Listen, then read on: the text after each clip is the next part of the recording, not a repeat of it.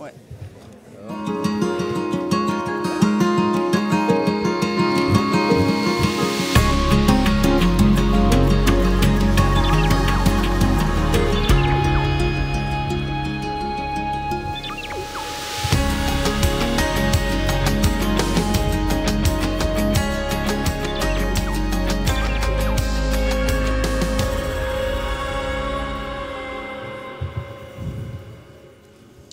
Eh bien, voici venu le moment de tirer les enseignements de cette précédente table ronde qui était vraiment très intéressante et de formuler des propositions pour l'avenir. Donc, après le diagnostic, les remèdes, autant que puisse se faire, nous allons tenter de voir si la majorité des problèmes rencontrés proviennent de l'application des lois ou de leur caractère inadapté, et aussi comment l'éthique peut aider à résoudre ces fameux problèmes.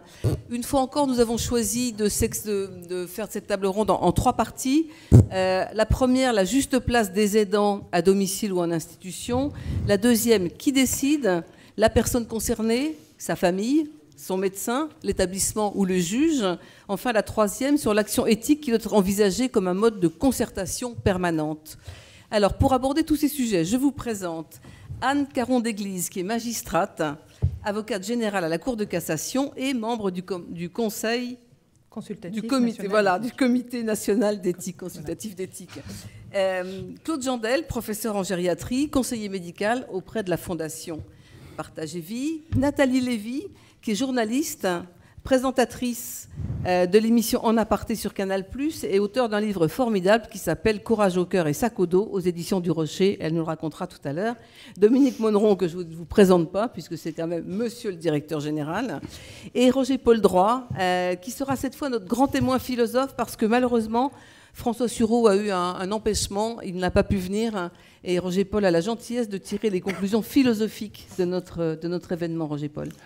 Oui, je crains que vous n'y perdiez, parce que François Sureau, victime, si j'ai bien compris, d'un petit problème de santé auquel je souhaite un prompt et bon rétablissement. Quand je dis que je crains que vous n'y perdiez, parce que je ne suis pas juriste alors qu'il est avocat, je ne suis pas vraiment romancier alors qu'il l'est brillamment, et je ne suis pas non plus académicien alors qu'il vient de rejoindre l'Académie française. Je ne suis que philosophe. Je vais donc apporter un point de vue, mais évidemment un point de vue différent de ce que le sien devait être. Le 15 juin, aujourd'hui, c'est pas seulement, comme vous l'a rappelé Anne Jean-Blanc, la journée mondiale des maltraitances pour les personnes... Non, de la lutte contre les maltraitances. La lutte, oui, oui, bien sûr, évidemment. Mais c'est aussi la journée des épreuves du bac de philo. Oui. Alors, au moins aussi important. Voilà, il me semble que nous ne faisons pas de dissertation, mais nous allons essayer de mettre un peu de philosophie pour éclairer un certain nombre des questions qui sont débattues aujourd'hui. Alors, une fois encore, je vous demande d'avoir la gentillesse de respecter les temps de parole que nous avons fixés au préalable, ce qui sera plus confortable pour tous les intervenants. Et, une fois encore, vous allez travailler. Alors, je crois que pas les 3 questions. Donc, c'est pas Catherine toute seule qui les a faites parce qu'elle a voulu me dire « Ouais, je suis pas la seule responsable. » Donc, moi, je ne sais pas qui. Une équipe a programmé des questions. Donc, une fois encore, prenez vos téléphones. L'appli, c'est la même que tout à l'heure. Donc, on va lancer tout de suite la première question. Qui... Alors. Ah, je vais trop vite. Ah oui, il faut remettre à jour, pardon. Apparemment. Est-ce que vous pouvez remettre la page? Alors, autrement, je peux... Voilà, c'est ça. Voilà, merci.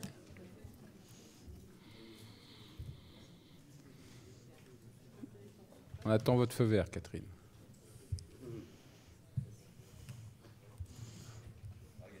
Alors, bah oui, la première question. Qui peut demander l'accès au dossier médical? Seulement le résident, la famille, la personne de confiance ou je ne sais pas? Donc là, comme précédemment, les résultats s'affichent et dans quelques secondes, Nathalie Geoffrey, avocate, qui a déjà commenté les premières questions-réponses, va intervenir. Alors, seulement le résident, peut-on lire, à 73%. Est-ce qu'ils ont raison? Eh ben, il y a 72% qui ont raison. Hein. Ah, j'avais vu 73. Ouais. Donc c'est bien. Mais non, sachez que les 21% qui considèrent que la personne de confiance peut demander le dossier médical, ben non, la personne de confiance ne peut pas le demander. Il y a une exception, la CADA, qui est la Commission d'accès aux documents administratifs, a une fois, dans tout ce que j'ai trouvé, a une fois accepté qu'une personne de confiance ait accès à un document particulier du dossier médical, en l'occurrence un compte-rendu opératoire. Mais c'était vraiment très, très, très limité et très partiel. Donc non, la personne de confiance n'a pas accès au dossier médical et seul vous, moi, le résident, la personne a droit à son dossier. Ça va avec la vie privée. Est-ce que je peux me permettre d'ajouter une autre personne ? Alors, à qui manque personne. Le tuteur. Le tuteur peut avoir accès au dossier médical. Merci pour cette précision. Alors, mais Anne, pardon, je joue aux arguties juridiques, puisqu'on était sur la personne de confiance qui, en tout état de cause, n'a pas accès au dossier médical. Si j'avais voulu jouer, mais c'est pour montrer que le droit peut progresser, on aurait pu demander la personne de confiance au titre du Code de la santé publique ou au titre du Code de l'action sociale et de la famille. Absolument, parce que les pouvoirs ne sont pas les mêmes, et donc ça nous montre un petit peu les difficultés dans lesquelles on se trouve. Mais cela étant, l'accès au dossier dans les deux cas, et comme depuis, il y a quand même une évolution avec le Code de l'action sociale et des familles, la personne de confiance, en principe, ne peut pas. Voilà, exactement. Alors, question suivante. Pour simplifier les démarches, un membre de la famille peut-il s'auto-désigner personne de confiance ? C'est vrai, c'est faux ? Ou vous ne savez pas ? Ah, ça monte là. Allez, encore un petit effort. 100%. Bon, c'est totalement faux, ce serait trop facile. Donc non, c'est totalement impossible. La personne de confiance doit être désignée par le résident et donc elle peut être désignée avant, elle peut être désignée pendant. Et d'ailleurs, il est souvent proposé à l'entrée en EHPAD de désigner une personne de confiance quand vous avez encore vos facultés, bien sûr. On passe à la troisième question. Merci Nathalie. En cas d'urgence, la vie de la personne de confiance prime-t-elle sur celui de la famille ? C'est vrai, c'est faux ou vous ne savez pas ? Yes, ça arrive. Ils sont actifs, hein ? Bon, on va dire que la majorité a raison. Donc effectivement, 80% la vie de la personne de confiance prime sur la famille, oui. Bon, ça ne veut pas dire que la personne de confiance ne peut pas être quelqu'un de la famille, bien évidemment. Mais c'est très clair aussi, l'article du Code des actions sociales et des familles dit que le témoignage de la personne de confiance prévaut sur tout autre témoignage. Donc c'est vraiment très clair, la personne de confiance, nommez-la avant qu'il soit trop tard, faites-le. Merci pour le conseil. Donc voilà pour ces 3 questions, merci d'avoir participé. Alors s'il y a des gens qui jouent un rôle majeur au quotidien auprès des personnes âgées ou handicapées, ce sont bien les aidants familiaux. Une armée de 8 millions de bons petits soldats qui œuvrent dans l'ombre et qui s'épuisent souvent. Vous en avez fait partie, Nathalie, puisque vous avez accompagné votre grand-mère, Rosine, pendant des années. Vous racontez cette période dans un livre formidable. Est-ce qu'on peut avoir quelques éléments qui vous ont particulièrement marqué et surtout quels enseignements avez-vous tirés de cette période de votre vie ? Alors, bon, j'ai du mal... Oui, merci, ça sera... Voilà. Est-ce que là, c'est mieux ? Oui, oui, effectivement. Oui, alors, je ne me considère pas comme étant une aidante à proprement parler, mais une aimante, parce que je suis une petite fille qui a été passionnément attachée à sa grand-mère depuis toujours. Voilà. Mais effectivement, j'ai joué ce rôle avec la chance d'être 3 femmes, ma mère et ma tante également. Donc, on a pu se relayer, on habitait à proximité, ce qui faisait que ça nous facilitait considérablement la tâche. On a été obligé aussi à un moment de se faire aider d'AVS, d'auxiliaire de vie. J'ai vu, à compter de ce jour-là, au-delà de la tâche qui nous incombe quand on est au quotidien avec une personne très âgée, j'ai eu la chance d'avoir ma grand-mère jusqu'à fin novembre, jusqu'à 99 ans. C'est vraiment une chance inouïe. On a touché du doigt, on a compris ce que c'était qu'un système déshumanisé, ce qu'était la marchandisation du lien social, parce que on a contacté bien sûr ces agences d'aide à la personne, et on a vu comment ces femmes, parce que 57% globalement des femmes qui sont dans ce secteur, 57% ce sont des femmes, et on a vu la manière dont elles étaient traitées, le turnover, Ce sont des femmes précaires, souvent avec des enfants qui habitent à des kilomètres des domiciles dans lesquels elles travaillent. Et on a assisté véritablement à un spectacle assez désespérant, mais parce que malheureusement... comme le grand âge est dévalorisé, les métiers liés au grand âge sont dévalorisés. Enfin, en tout cas, moi, c'est ce que j'ai vu de mes yeux vus. Et j'ai vu des personnes qui passaient d'un domicile à un autre sans avoir à aucun moment le droit de s'attacher finalement aux patients. Aux personnes qu'elles accompagnaient, parce qu'il fallait simplement boucher les trous et que les agences qu'on avait contactées finalement étaient toujours un peu dans le même process. On est dans des tarifs qui sont déraisonnables pour des familles qui ont ce type de besoins, et des besoins souvent... Raisonnable pour qui? Pour les personnes qui gagnent mal leur vie, ou pour les familles qui doivent payer? Les deux. Les personnes, c'est en moyenne 24 € de l'heure, mais peut-être que ça a un petit peu évolué, je sais pas. Mais c'est plus de 5 000 € par mois quand on a quelqu'un à charge et quand on doit payer quelqu'un à domicile pour s'occuper de son père, sa mère, son grand-parent, que sais-je. Donc des personnels qui ne sont pas formés, peu ou pas formés, soyons bien d'accord, qui ne parlent pas toujours notre langue, qui n'ont pas toujours les gestes qui vont bien, qui ne sont pas toujours qualifiés, qui ne le sont pas, pour ainsi dire. Et donc on a participé en quelque sorte à cette espèce de mécanique qui est là, et avec ces agences qui fleurissent partout, dans toutes nos villes, dans toutes nos rues, un peu partout en France.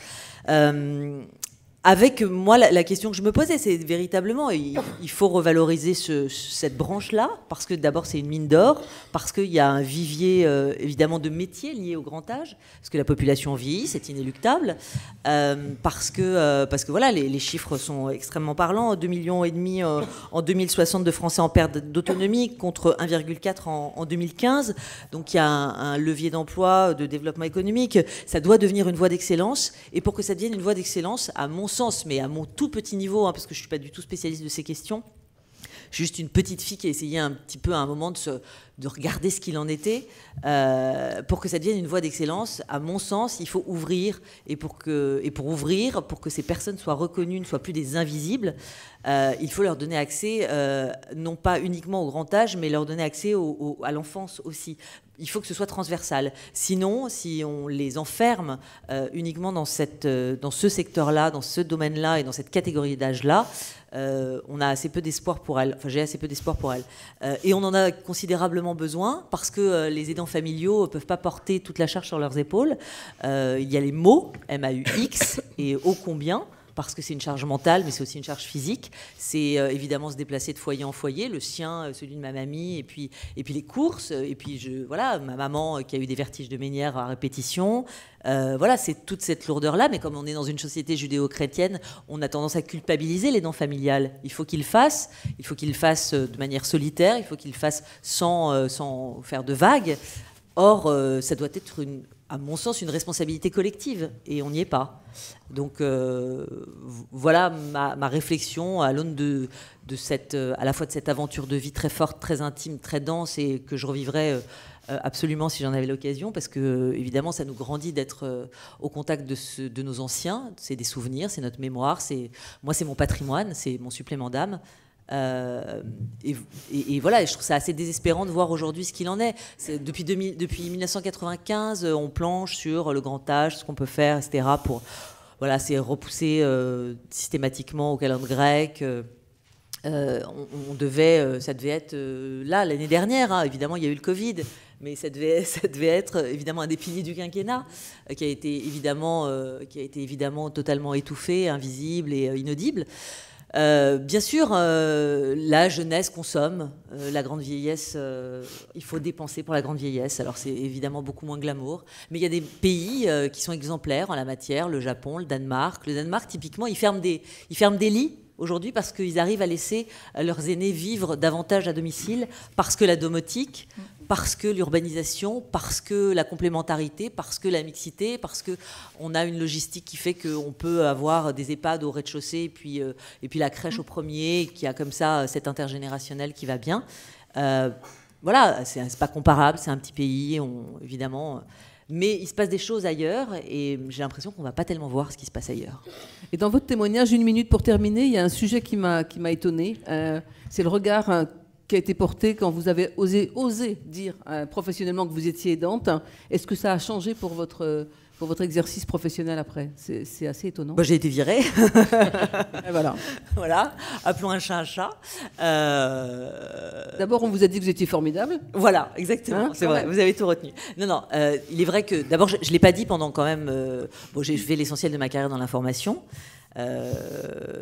Sur une chaîne d'information que certainement tout le monde connaît, j'ai aucun problème à le dire, c'est BFM TV. Voilà. J'y ai passé des soirées, parce que j'ai présenté les débats politiques notamment jusqu'à minuit pendant fort longtemps. Et puis donc je travaillais chez ma mamie le matin, j'allais à la rédaction après, j'avais comme ça cette espèce de double triple vie qui m'allait très bien, que je n'ai jamais mentionné. Et puis j'ai quitté BFM pour une radio, formidable, puisqu'on m'a accueilli avec les bras grands ouverts en me disant effectivement que c'était tellement valeureux, tellement vertueux, tellement grand de faire ça pour sa grand-mère, alors que je suis maman moi-même, etc. Enfin bref. Et puis en fait très vite, on a pointé du doigt mes manquements, attention, c'est-à-dire que j'avais prévenu que j'allais arriver un peu plus tard, mais que je travaillais de la même manière, avec la même concentration et la même implication, mais... c'est-à-dire un peu ce qu'on fait maintenant, c'est-à-dire en visio. Vous voyez, on était un peu avant le Covid. Et oui, mais bien sûr, tu t'organises comme tu veux, il n'y a aucun problème, etc. Et en fait, il y a eu plein de problèmes. Très rapidement, effectivement, on m'a reproché de ne pas être là forcément dans le timing. On a supputé que je ne pourrais pas être là sur tel événement, alors que, évidemment, je m'organise toujours, et puis jamais de la vie, de toute façon, j'ai manqué un quelconque événement. Enfin, voilà, en fait, il faut, je pense, éduquer très tôt, parce que la population donc, vieillit. Je pense qu'il faut éduquer très tôt, dès l'école, dès le lycée, dès l'université, et évidemment dans l'entreprise, cela va de soi, les gens qui nous entourent, qui vont nous diriger, parce qu'il n'y a qu'en changeant de paradigme qu'on va réussir à progresser. Ouais. Merci Nathalie. Je me tais. Oui, c'était le temps imparti. Oui, non, mais vous avez compris, j'ai l'œil sur le téléphone. Ah oui. Claude, quelques minutes, qu'est-ce que ça vous inspire, ce témoignage très fort de Nathalie? 4 minutes, précisément. Non, vous m'avez dit que vous en prendriez que 2 parce que vous en voulez plus tout à l'heure. J'avais 4, donc je les prends. Premièrement, les aidants, c'est effectivement 8 400 000, mais il faut bien différencier les 4 millions et quelques qui concernent les personnes en situation de handicap. Ce sont plutôt des parents. Alors que pour les autres, les personnes âgées, ce sont plutôt les proches, les conjoints et les enfants, et la fille notamment. Premièrement. Deuxièmement, ce concept est arrivé en France très tardivement. C'est le plan Alzheimer 2008-2012. On commence à en parler à ce moment-là, c'est hier. D'où les accueils de jour, places d'accueil de jour, plateformes de répit plus récemment. Et donc c'est un concept encore récent en France, mais essentiel. Vous évoquez l'Europe, vous avez cité le Danemark, il faut citer la Suède. Une très belle étude, d'ailleurs, comparative des différents pays européens, c'est l'IRDES qui avait réalisé cette étude il y a quelques années, montre que les pays comme ces pays, le Pays-Bas également, ont une politique de l'aidant bien différente de la nôtre. Ils ont en fait une aide non professionnelle qui ne supplée pas à l'absence ou l'insuffisance d'aide professionnelle, ce qui est plutôt notre cas. C'est un maillon central dans les pays comme le nôtre. On ne se rend pas compte aujourd'hui que finalement ce maillon masque les insuffisances de l'aide professionnelle. On parle des ressources humaines aujourd'hui, mais qu'en serait-il sans ces aidants, Et on doit s'inquiéter de l'avenir. Pourquoi ? Parce que quand on regarde l'évolution prévisionnelle démographique de ces populations, le nombre de personnes à aider va croître, vous l'avez dit tout à l'heure, le nombre de personnes âgées dépendantes va croître, voire doubler.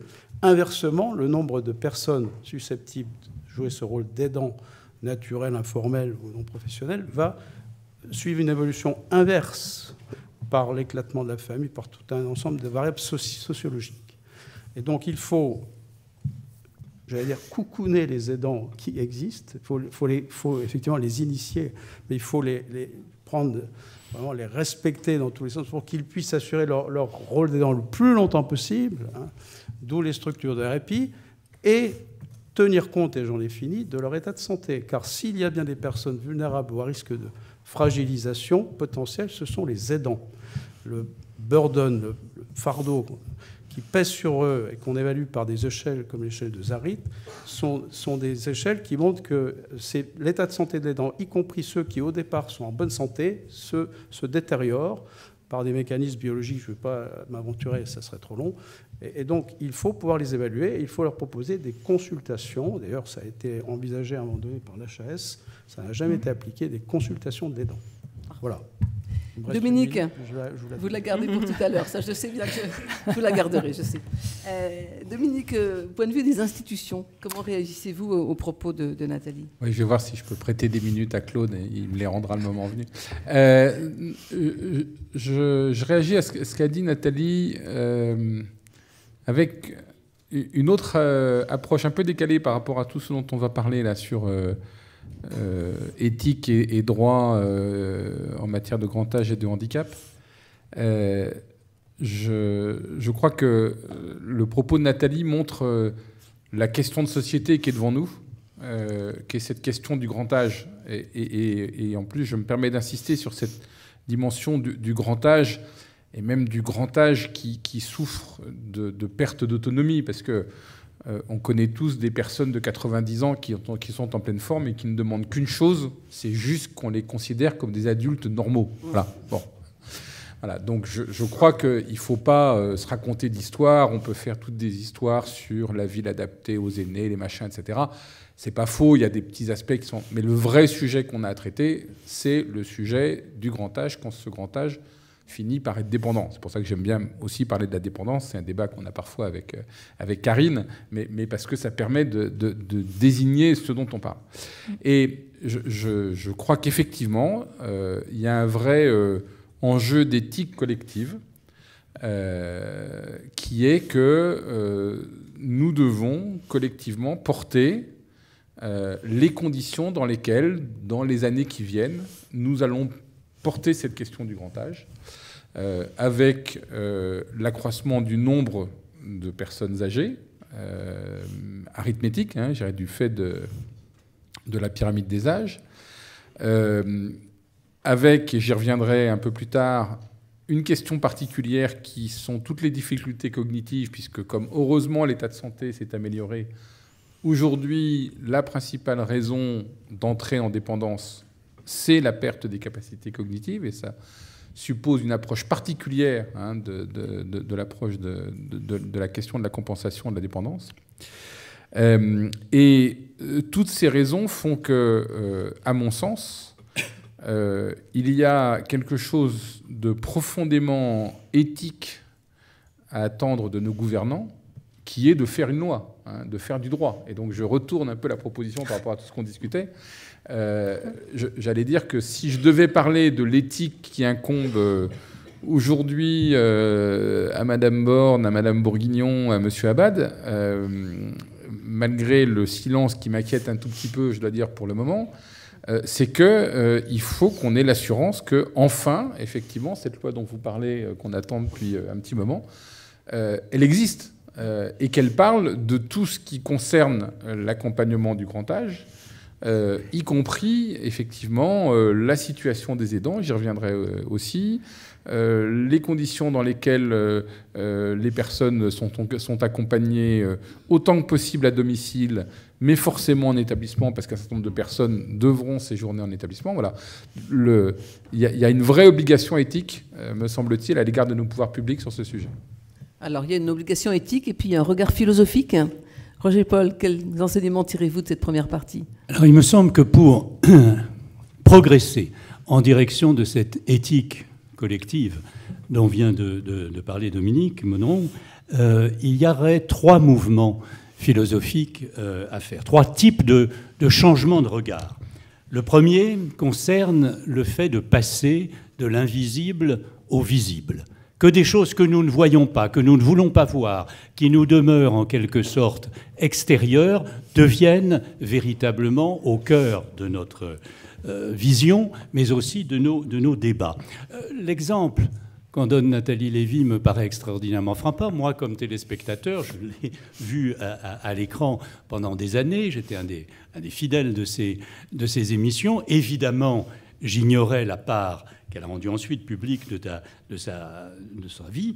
Mais je crois que ça symbolise aussi cette part immense de travail caché dans nos sociétés, travaux dévalorisés ou qui n'apparaissent finalement plus dans les statistiques, dans les débats publics, dont on pense qu'ils seraient à la limite dépourvus non seulement d'existence mais d'utilité, alors qu'ils sont évidemment centraux et indispensables. Donc rendre visible de l'invisible, c'est faire sortir de l'ombre toutes sortes de choses qui y sont maintenues. Évidemment, le déficit cognitif, évidemment la grande vieillesse, la dépendance, la solitude, la maladie, la mort. Enfin, il ne s'agit pas de faire du misérabilisme ou du lamento, mais de rendre public, et dans les débats politiques, ce qui justement en est écarté. Le deuxième mouvement, et il est lié, c'est de se souvenir finalement que nous sommes tous des interrelations. Le mouvement serait passer de la solitude au réseau personnel. Chaque être humain est un croisement. Les poètes le disent finalement mieux que les philosophes. Vous connaissez la formule du poète anglais John Donne, « No man is an island entire of itself ». Dans mon mauvais anglais, et en français ça veut dire « il n'y a pas d'être humain qui soit une île à part entière ». Henri Michaud, pour sa part, dit « on n'est jamais seul dans sa peau ». Vous voyez, c'est l'idée que... Et cela est aussi au cœur de nos réflexions, parce que chaque résident, c'est une personne faite d'un réseau familial, professionnel, de collègues, de rapports aux soignants, de rapports aux institutions, aux administrations. Et la question est toujours, finalement, de prendre en compte, non pas un être humain isolé, mais la personne comme nœud de relation. Ce qui me mène à un troisième mouvement possible serait de passer de ce qu'on croit compliqué à ce qu'il faut regarder comme complexe. Les deux idées ne sont pas du tout la même. Ce qui est compliqué, c'est quelque chose qui est finalement une très longue série d'éléments que l'on peut finalement dissocier, parcourir un à un. Descartes a montré ça très bien, mais je ne vous fais pas de cours de philo sur Descartes. Simplement, la complexité, c'est autre chose. Ça n'est pas une longue série d'éléments qu'on peut parcourir un à un, c'est un petit nombre d'éléments qui sont interdépendants, qui interagissent toujours les uns sur les autres. Et si nous voulons changer de regard, eh bien nous devons passer de l'idée « c'est compliqué » à l'idée « c'est complexe », c'est-à-dire les éléments sont en interaction, et nous ne pouvons commencer à comprendre et à agir qu'en tenant compte de cette incomplexité. Merci. Merci. Alors, la deuxième partie de cette table ronde concerne les nécessaires prises de décision qui s'imposent un jour ou l'autre. Alors, certes, tant que la personne est capable de communiquer ses choix, c'est son avis qui prime, évidemment, mais ensuite, que dit le droit, Madame la magistrate ? Merci. Donc, il me revient de ma place de juriste et plus encore de magistrat de réfléchir avec vous au vrai rôle du droit, à l'esprit de la loi, en les mettant en tension avec les arbitrages souvent nécessaires dans la vraie vie, on l'a vu dans la première table ronde, mais aussi avec les arbitrages au sens juridique, c'est-à-dire le droit de recours devant un juge, qui est le garant de la liberté individuelle, lorsque on considère qu'un droit a été bafoué ou est en tension, et plus encore quand c'est un droit fondamental. Je ne suis pas en train de dire qu'il faut mettre du juge partout, je suis en train de dire simplement qu'il existe des droits fondamentaux sous l'aile desquels il faut évidemment se placer.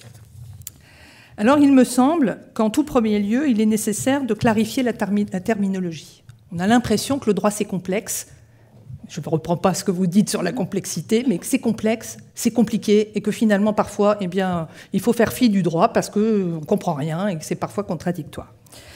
Alors, je voudrais rappeler qu'il existe effectivement une très grande diversité de normes, y compris de normes non écrites, mais dans le droit français, il y a beaucoup de normes écrites. Et c'est leur superposition qui fait naturellement naître des difficultés de compréhension, d'articulation et d'application, surtout pour les non-juristes, et surtout lorsque les décisions à prendre concernent des personnes particulièrement vulnérables, angoissées souvent, tout comme leurs proches, et que ce sont des questions qui mettent en cause les responsabilités. Ça a été dit, même si ça n'a pas été dit dans ces termes-là, me semble-t-il, dans la première table ronde. Alors, je crois important de rappeler un principe simple, celui de la hiérarchie des normes. La hiérarchie des normes, selon un schéma pyramidal, partant du sommet jusqu'à la base, oblige à considérer d'abord les normes à forte valeur, que sont les accords internationaux, le droit de l'Union, les normes nationales, avec en particulier le bloc de constitutionnalité. Vous allez dire, elle est compliquée, mais non, ce n'est pas compliqué du tout. C'est que ces normes-là sont inscrites dans notre Constitution et au-delà de notre Constitution, dans les conventions internationales, en particulier la Convention internationale relative aux personnes en situation de handicap, mais aussi la Convention européenne des droits de l'homme, mais aussi la Charte européenne, mais aussi la Déclaration des droits de l'homme et du citoyen. Et si l'on se place sous la protection de l'ensemble de ces droits, je crois qu'on comprend mieux quel est le sens de nos interventions à tous, y compris du juge. Et donc, de ce point de vue, lorsque des normes différentes viennent s'intercaler dans ces droits fondamentaux, qu'il s'agisse de la loi, qu'il s'agisse du règlement, qu'il s'agisse des arrêtés, qu'il s'agisse des règlements intérieurs des établissements, nous ne sommes pas au même niveau. Et donc, quand on dit que c'est complexe, c'est que parfois, un règlement intérieur ou une prise de position en surplomb peut venir contredire les principes fondamentaux. Alors, dans ce contexte, je crois qu'il doit sans cesse être rappelé, s'interroger sur les choix et nous laisser interpeller tous ensemble, sous le prisme personnel du « laissez-moi choisir », mais sous le prisme collectif aussi de qui décide à la fin.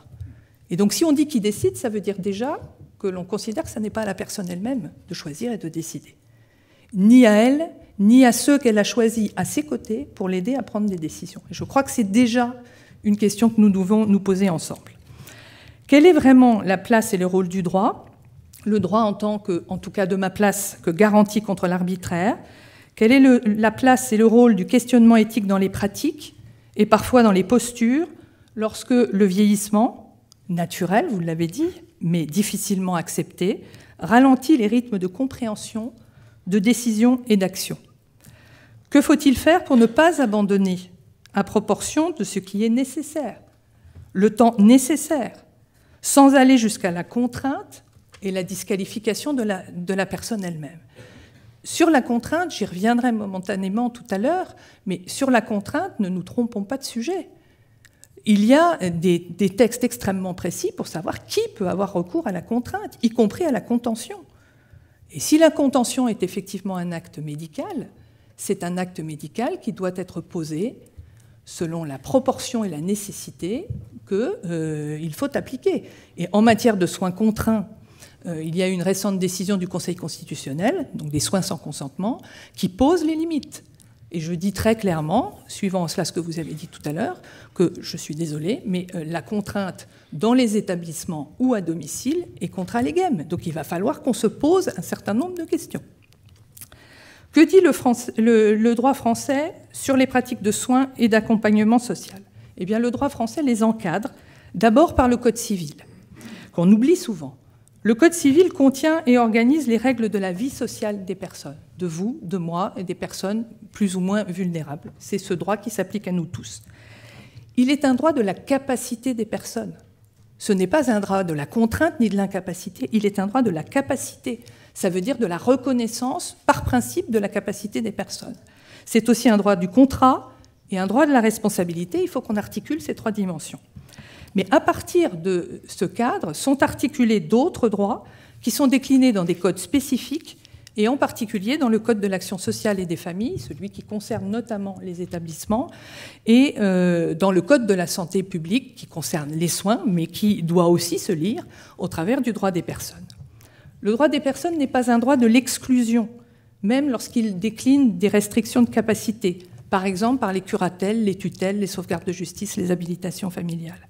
La philosophie générale des textes est de protéger les personnes sans jamais les diminuer.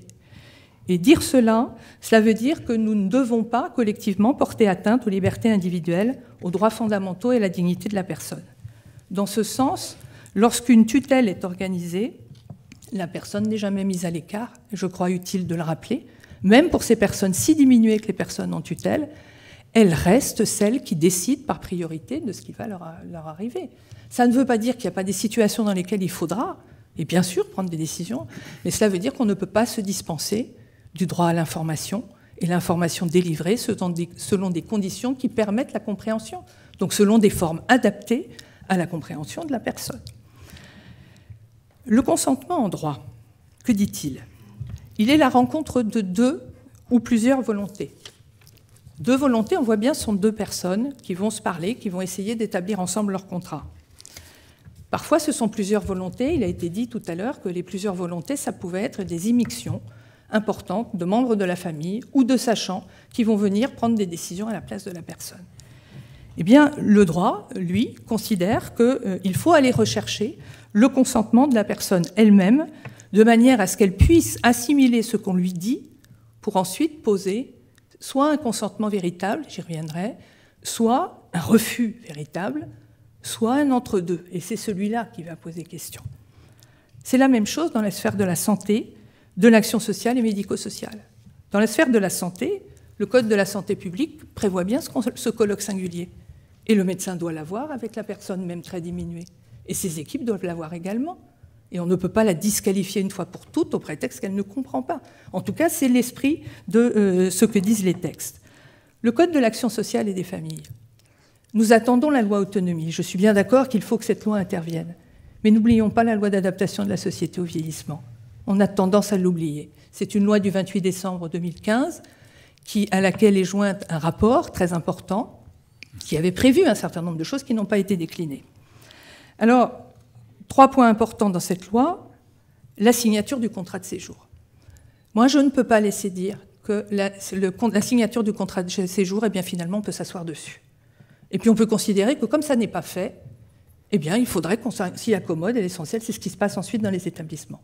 Oui, c'est important ce qui se passe dans les établissements. Mais le contrat de séjour, c'est également extrêmement important, puisque c'est le moment où la personne va être en lien avec le directeur d'établissement ou son représentant, de manière à comprendre ce qui lui arrive.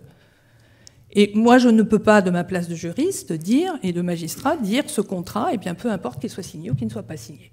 Bien évidemment, nous devrons nous poser des questions. L'introduction et la nomination éventuelle de la personne de confiance dans le médico-social, oui, c'est une autre avancée essentielle. Donc il faut évidemment la consacrer. L'annexe du contrat de séjour, il faut aussi en parler. Qu'y a-t-il dans l'annexe ? Eh bien, dans l'annexe, ce sont les mesures de contrainte. Ce sont en particulier les questions qui se posent sur l'orientation dans les unités fermées. Et plus encore, les géolocalisations, plus encore, la contention chimique ou mécanique. Et ça, évidemment, il faut se poser la question. C'est dans le droit. Le problème, maintenant, c'est son application. Alors, quelles sont les problématiques du consentement ? Très rapidement, je surveille le chronomètre. Oui. Nous savons de manière générale qu'un consentement n'est pas nécessairement et toujours donné une fois pour toutes. Je crois qu'il faut le redire. Nous savons aussi qu'il résulte d'une tension. Et quand il nous est proposé quelque chose, et en particulier dans les domaines qui nous occupent, nous n'avons pas à faire en face l'un de l'autre 2 égaux. Nous avons 2 personnes qui sont dans des situations asymétriques. Nous le savons. Donc il faut que nous ayons cette pleine conscience pour ensuite faire avancer les droits de la personne la plus vulnérable. Et puis, nous savons que le consentement peut ne pas être donné sans qu'il soit un refus clairement manifesté. Les résidents des EHPAD sont un vrai exemple de ce type de questionnement. Et nous savons que l'entrée en établissement a été précédée de beaucoup d'arbitrages successifs. L'évaluation de la perte d'autonomie, l'évaluation des besoins, l'évaluation des solutions, l'évaluation de ce qu'il faut faire. Est-ce qu'il faut rester chez soi ? Est-ce qu'il faut aller en établissement ? Quel établissement ? Quelles sont les places disponibles ? Et puis quelles prestations, quels contrats de séjour on fait avec les personnes et quels projets on fait pour les personnes ? Personne n'en a parlé jusqu'à présent, mais ce projet personnel qui va se construire avec la personne et avec les personnes qu'elle a choisies, c'est évidemment un point très important. Alors, que dit le droit, pour terminer, sur l'arbitrage ? Est-ce qu'il faut toujours qu'il arbitre ? Est-ce qu'il faut toujours qu'éventuellement on fasse intervenir un magistrat en cas de difficulté ? Quand la personne peut exprimer sa volonté, il me semble que là, on n'a pas de vraie difficulté. Elle peut le faire, donc considérons qu'elle est présumée capable. Déjà, première donnée. Quand elle est totalement hors d'état de manifester sa volonté, inconsciente, parce que là aussi, il faut qu'on s'entende. Qu'est-ce que ça veut dire, hors d'état de manifester sa volonté ? Eh bien, à ce moment-là, il faut vérifier si elle a pris des dispositions anticipées. Directive anticipée, personne de confiance, mandat de protection future. On est quand même dans des hypothèses relativement rares si on regarde l'ensemble de la population dont nous parlons, aussi bien dans le champ de l'âge que dans le champ du handicap. L'immense majorité des situations concernent des personnes dont le consentement n'est pas stable, dont le consentement est fluctuant, incertain, contraint, D'abord parce que la personne ne comprend pas ce qui lui arrive vraiment, ensuite parce qu'elle a des troubles, et ensuite aussi parce que les tiers, parents ou non, et nous autres professionnels avons le réflexe du risque, de la mise en danger et de la mise en cause des responsabilités. Alors que ce qui compte, c'est de veiller à créer un espace suffisant pour permettre l'expression d'un refus, d'un consentement, d'autres diraient d'un assentiment, qui est plus conforme à ce que l'on peut rechercher. La personne en très grande difficulté ne pourra pas donner un vrai consentement. En revanche, elle pourra donner son assentiment. Et donc ce sont sur ces pistes qu'il va falloir véritablement travailler, à commencer par la question du choix de vie. Et je termine sur ce point. Ce choix de vie, il appartient à la personne. Si elle ne peut pas le faire, elle doit être accompagnée par ceux qui comptent pour elle. Madame a exprimé tout à l'heure comment elle avait accompagné sa grand-mère. Il y a beaucoup d'accompagnants qui sont tout à fait en mesure de soutenir l'expression de ce que les personnes ont à dire. Mais il y a aussi des situations dans lesquelles les familles ne sont pas du tout aidantes. Et les familles sont très conflictuelles entre elles, voire ont des intentions qui ne sont pas forcément bienveillantes.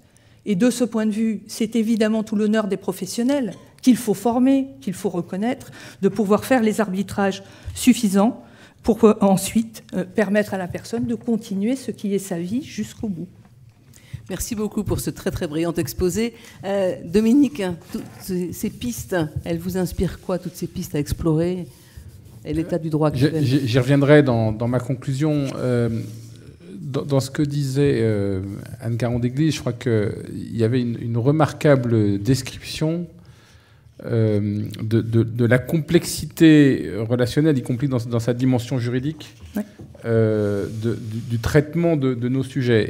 Et j'allais dire, en écoutant Anne, je me disais, j'imaginais au milieu de tout ça, sujet central du débat, la personne âgée, fragilisée, ayant perdu une partie de ses moyens, parce que c'est de ça qu'on parle, et soumise à toutes ces pressions. Et c'est un truc qui m'a frappé tout au long de cette année où on a travaillé sur cette démarche éthique, travaillé sur la loi de 2002 sur la démocratie en santé, et donc totalement organisé autour du consentement, et qui, au fond, finit par donner une énorme responsabilité au patient. Bien sûr, elle lui a donné un pouvoir, mais ce pouvoir se paye d'une énorme responsabilité qui est, à un moment donné, c'est vous qui allez décider ce que vous voulez pour vous.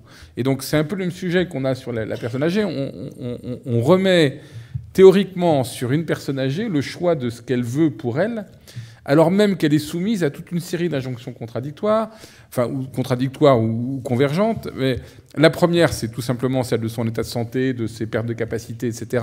Et donc, le consentement, de toute façon, il est en partie contraint par le principe de réalité. Il ne faut pas se raconter d'histoire. L'entrée en établissement, c'est avant tout une résignation au principe de réalité qui fait que non, ça ne peut pas continuer comme ça et on est obligé de vivre autrement.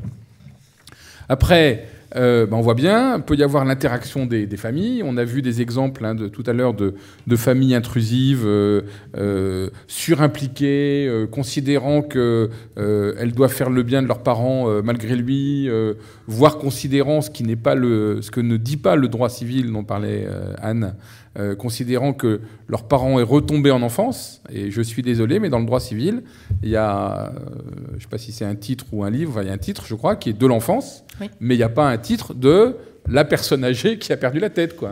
C'est pas vrai. Ça reste de toute façon un adulte et la façon dont on accompagne cet adulte. Vous rajoutez à ça le poids de la décision médicale, on y reviendra peut-être un peu avec Claude, etc. Tout ça, ça montre la complexité du traitement de notre sujet et de la façon dont le droit dont nous parlons est avant tout un droit, d'une part, un droit un peu formel, théorique. Anne parlait du bloc de constitutionnalité, de la Déclaration des droits de l'homme, etc. Ça, c'est des grands principes. Et pour les faire respecter, vous avez deux solutions, parce que visiblement, le droit positif ne pourra pas traiter toutes les situations. Vous avez soit, à chaque fois, il faut aller voir le juge pour savoir si on a bien fait ce qu'il fallait au regard de ces grands droits formels, soit, et je vais y revenir, je crois qu'on a des processus et que le droit dont on parle, c'est un droit procédural qui doit permettre de s'assurer qu'on prend la meilleure décision possible dans une situation donnée. Nathalie, quelques mots sur ce principe de réalité, le consentement. Vous avez été en plein dedans. Ouais, je suis très émue en fait, c'est pas facile là. D'autant que 92% des personnes questionnées veulent finir leur jour à domicile. Bien sûr. Si mes chiffres sont toujours d'actualité. Oui, oui. Voilà, ça veut dire effectivement sa responsabilité à lui, à ce patient qui est en état de grande faiblesse. Parfois, évidemment, sur le plan de la réflexion, autrement que sur le plan moteur. Cette notion de consentement, de choix de vie, etc., c'est très compliqué. On a eu beaucoup de chance parce qu'évidemment, si on n'avait pas pu s'entendre, les deux filles de Rosine et moi-même, sa petite fille, on n'y serait pas arrivés. Mamie, il était de toute façon non négociable que ma mamie, on ne la placerait pas en établissement. Elle m'a élevée au même titre que ses filles. Voilà, ma maman, je suis très proche de ma maman, mais ma mamie, elle a fait partie de mon quotidien. Voilà, le jour où j'ai eu mon premier souffle, donc à aucun moment la question ne s'était posée de toute façon. Elle a été hospitalisée 1 an à peu près avant sa disparition, hospitalisée en urgence. C'est les pompiers, c'est moi qui l'ai récupérée par terre chez elle. Les pompiers l'ont emmenée quasiment de force parce que il y avait aucun moyen de toute façon de la sauver si elle n'était pas hospitalisée. On rentrait en confinement le lendemain. Donc je savais ce que ça présentait comme risque et comme danger et puis comme éventualité de ne pas la revoir parce que voilà, elle allait être enfermée. J'ai essayé de m'introduire dans l'établissement, de choper une blouse, enfin j'ai fait placer, ouais, parce que en fait quand vous êtes très habitué, je sais c'est à peu près à rire, mais quand vous êtes très habitué à vivre avec quelqu'un au quotidien et que cette personne elle est très habituée aussi à vous, à votre main, à vos odeurs, à votre parfum, à votre contact, à ses yeux dans les siens, dans les vôtres, voilà, à ce dialogue dès 8h30 du matin quand je dépose la petite à l'école et que je monte ensuite chez elle, je savais très bien que ça allait générer chez elle des vrais dysfonctionnements. Et effectivement, c'est ce qui s'est passé. Ça a accéléré son départ, etc., même si elle est partie tardivement, et tant mieux pour nous. Toujours est-il que, voilà, sans cette entente et sans cet accord tacite, au fond, parce qu'on n'a jamais rien mis noir sur blanc, on n'y serait pas parvenu. On n'aurait pas pu garder mamie avec nous jusqu'à la fin. Elle a pu partir à son domicile, dans ses meubles, dans ses bibelots, dans ses draps, dans son intérieur.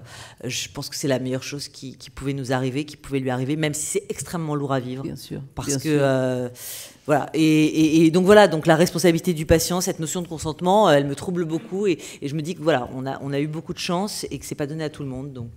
Roger Paul, quelques mots sur ce sujet avant de passer à la table ronde suivante. Oui, quelques mots seulement parce que c'est ou 2 heures ou 2 minutes. Alors on va prendre parce que c'est très riche et qu'il y a beaucoup de choses. Je dirais simplement que à travers ce qu'a dit Anne Caron-Déglise, on voit très bien que toutes les questions du droit sont aussi des questions de nuances, de limites.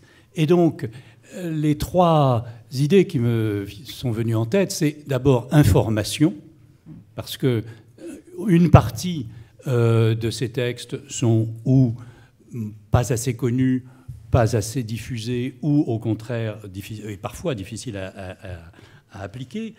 Deuxième idée, discernement, parce qu'il y a à chaque fois le cas particulier et enfin concertation, parce que la question du cas particulier ne peut pas être résolue de manière isolée et il faut sortir aussi justement de nos catégories parfois trop simples, massives, c'est noir ou c'est blanc, c'est oui ou c'est non. Le réel est toujours plus gris, plus compliqué et heureusement nécessite de la réflexion. Voilà, et j'offre une petite minute à Claude Jandel pour tout à l'heure. Arrêtez, je suis sûre qu'il va les prendre en plus. Ça, c'est sûr. Alors, non, moi je les ai gardés au passage. Alors reste pour cette 3e partie une question qui est complexe. Doit-on concevoir l'action éthique comme une construction permanente et concertée? Claude Jandel, en d'autres termes, comment s'imbriquent les questions médicales, éthiques, psychologiques et juridiques? Vous avez 10 minutes. 3 heures. Alors, je vais m'attacher à me contenir sans me décontenancer. Ça vous convient? Je serai là pour veiller. Alors, j'ai souhaité intituler mon propos « De la limite des limitations », commence bien, hein, ou les limites de nos capacités en situation incertaine. en voyage dans la complexité. Si vous voulez. Je m'appuierai sur 2 situations. L'une relève sans doute de l'exception. Il s'agit du cas récemment relaté de cette incroyable rémission d'un patient voué à une mort programmée, sur lequel je reviendrai tout à l'heure. La seconde situation, sans doute plus fréquente, est illustrée par l'observation récente dans un de nos établissements d'une résidente ayant certes signé ses directives anticipées et exprimé son opposition à toute obstination déraisonnable, sans que l'on ne puisse néanmoins affirmer qu'elle y ait procédé en disposant de ses pleines capacités de jugement et de discernement, et plus encore en toute autonomie, c'est-à-dire en dehors de toute influence extérieure et proche. Tandis qu'à 2 reprises distantes de plusieurs semaines, notre résidente présente une infection aiguë parfaitement jugulée, sans jamais recourir à des techniques ou traitements invasifs, et avec restitution ad integrum de son état de santé, notre équipe médico-soignante est confrontée à la position de la fille et de son frère, qui, à l'appui des directives anticipées, s'opposent à la délivrance de soins et de tout acharnement thérapeutique dans l'hypothèse où une telle situation se reproduirait. On est dans l'anticipation. Dans cette situation, devions-nous suivre la demande de ce refus de soins émise par les proches, tandis que collégialement, l'équipe médico-soignante avait considéré qu'après analyse du bénéfice-risque, cette prise en soins se justifiait et ne s'apparentait nullement à de l'obstination déraisonnable. Dans de telles situations de conflit entre la volonté du représentant thérapeutique, dans le cas présent sa fille, désignée personne de confiance, et l'intérêt du patient, lorsque la famille exige des interventions jugées inutiles, voire dommageables, ou inversement, comme dans le cas présent, lorsque la famille refuse la délivrance de soins, n'entrant pourtant pas dans le cadre de l'obstination déraisonnable, les soignants doivent veiller à privilégier le bien du patient, son intérêt dans la mesure où elle est connue, sa volonté. Il faut rappeler ici 2 des principes éthiques, les principes d'équité et de justice, qui énoncent pour chaque homme la reconnaissance et le respect de ses droits. Dans le cas particulier de la maladie, cela requiert un accès aux soins et aux traitements requis, quelle que soit sa situation physique, psychique ou économique, et sans discrimination sur l'âge. Il faut certes éviter l'obstination thérapeutique au grand âge, mais les situations d'abandon et d'exclusion thérapeutique s'avèrent en réalité plus fréquentes que les situations aux acharnements. L'important est donc de bien peser et poser le problème, de prendre des décisions réfléchies et concertées. C'est d'ailleurs par le biais de cette concertation avec les proches que l'issue de cette situation s'est révélée favorable, l'adhésion des proches ayant été obtenue au bénéfice d'une résidente dont les jours ne sont plus en danger.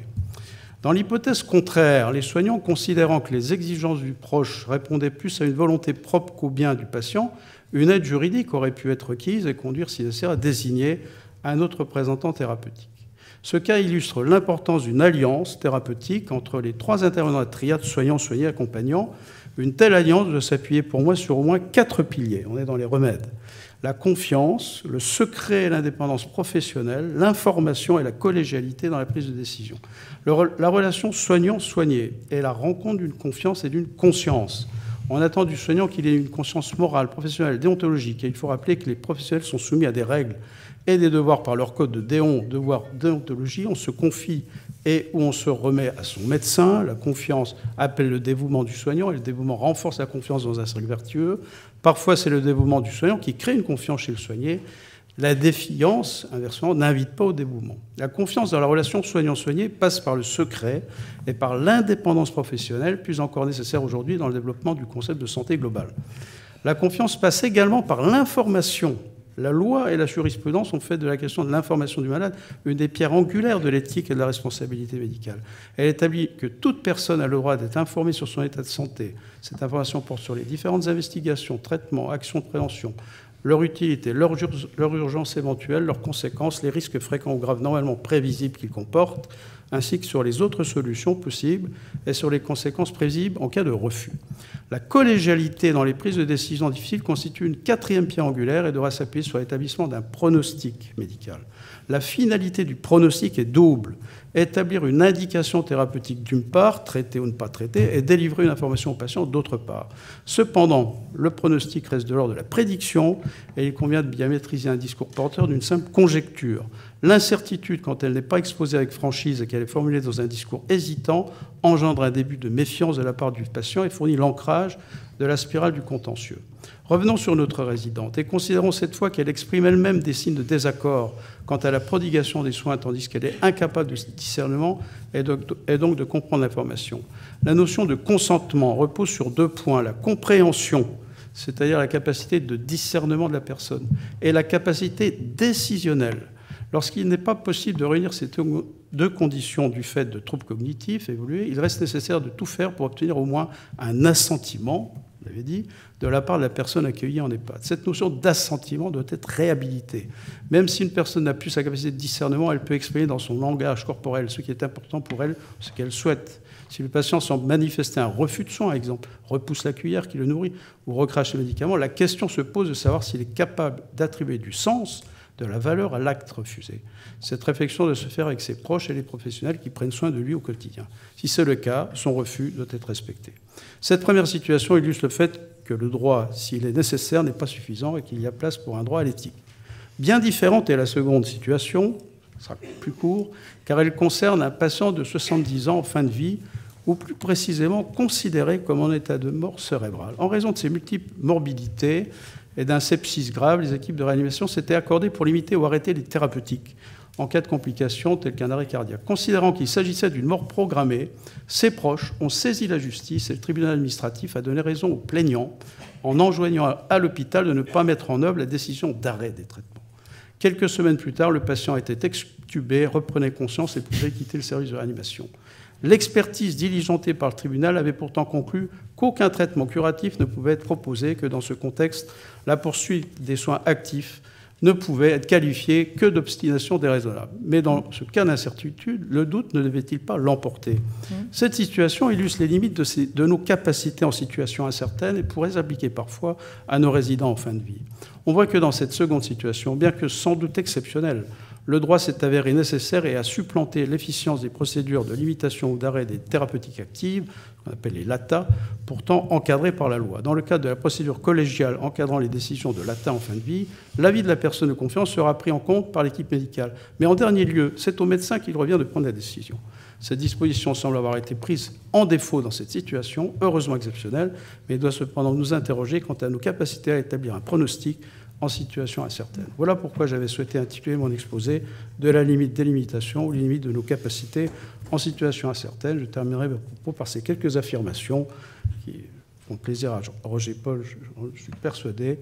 Pas de médecine digne de ce nom sans éthique, pas d'éthique digne de ce nom sans philosophie, tout en précisant que l'éthique n'est qu'un moyen au service d'une fin qui lui est supérieure, c'est-à-dire un meilleur soin, une meilleure médecine.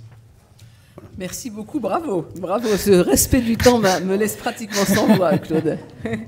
Alors, Anne Caron-Déglise, vous avez dû prendre pas mal de notes. Que vous inspirent ces deux cas qui sont quand même très différents, mais extrêmement intéressants? Oui, extrêmement intéressants. Donc, j'ai même pas 5 minutes, donc je vais simplement faire 3 observations. La première, je ne voudrais pas que ce que j'ai dit sur le consentement fasse peser un poids excessif sur la personne. Parce que j'ai bien compris que ça pouvait être une ambiguïté peut-être dans mes propos. Le consentement, ça n'est pas rechercher à tout prix le consentement de la personne pour qu'on ait quelqu'un qui signe en bas d'un document, ou qu'on puisse mettre une croix, oui, a consenti ou a refusé. Dire que c'est d'abord la personne qui doit être informée, la personne elle-même, et qui doit ensuite être éventuellement aidée dans la compréhension de ce qu'on lui dit pour qu'elle exprime ses préférences, ses refus, qu'elle dise « je veux un peu de temps », pour qu'on prenne en compte sa temporalité à elle, c'est ça que dit le droit, et pas autre chose. C'est pas dire « on veut quelqu'un qui ait pris la responsabilité », c'est à la personne elle-même. Donc cela étant dit, deuxième observation sur les deux cas, je crois qu'effectivement, sur le premier cas, ce qui est extrêmement important, c'est la conception de la solution négociée.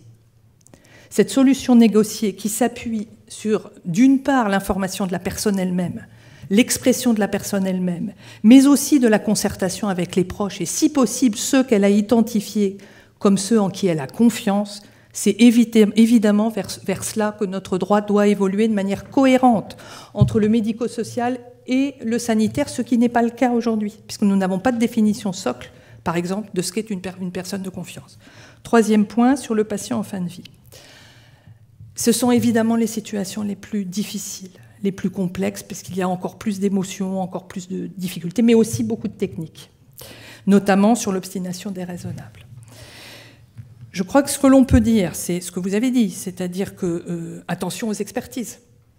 Attention qu'on peut passer complètement à côté. Donc oui, soyons humbles, soyons modestes.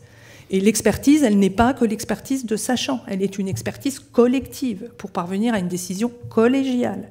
en particulier sur la fin de vie. Et les recours aux juridictions, vous aurez observé que c'est une juridiction administrative. Donc en France, nous avons quand même le don de compliquer les choses. On a d'un côté l'administratif et de l'autre le judiciaire. L'administratif, c'est quand même si ce sont des libertés fondamentales aussi, il n'empêche que le regard n'est pas tout à fait le même que le regard sur les libertés individuelles qui est de la compétence du juge judiciaire. Donc encore une fois, je ne veux pas mettre le juge forcément partout, mais je pense que le regard du juriste, pas forcément dans les procès et pas forcément dans du contentieux, mais à l'intérieur d'une délibération collégiale, ça pourrait apporter une dimension supplémentaire, comme on a besoin d'une dimension philosophique, comme on a besoin d'un recul et de l'expression de ce qu'on peut dire de la personne au moment où on prend une décision. Voilà ce que ça m'inspire. Formidable. Dominique, qu'est-ce que vous pensez de ce regard du juriste ? Je pense d'abord que je regrette encore plus l'absence de François Sureau, malheureusement, parce que comme il a commencé sa carrière comme conseiller d'État, ça aurait été passionnant qu'on ait un débat sur qui protégeait le mieux les libertés du juge administratif ou du juge judiciaire. J'ai pas dit le mieux, hein. J'ai dit... Voilà. Pardon, ça c'était une petite pensée pour François. Je trouve, enfin, sur ce sujet-là, j'hésitais sur la façon de réagir.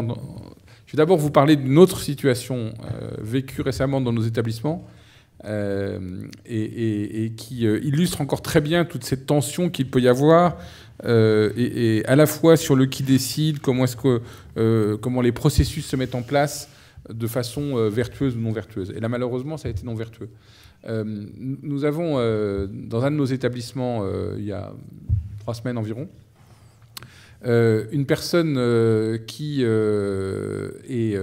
s'est défenestrée. On a discuté un peu avec Claude pour savoir si c'était apparemment un suicide ou pas. On n'en sait rien, mais enfin, ce qui est sûr, c'est que cette personne manifestait depuis longtemps, ça faisait 3 ans qu'elle était dans l'EHPAD, une volonté forcenée de sortir. Et donc, elle arrivait à sortir systématiquement, voilà.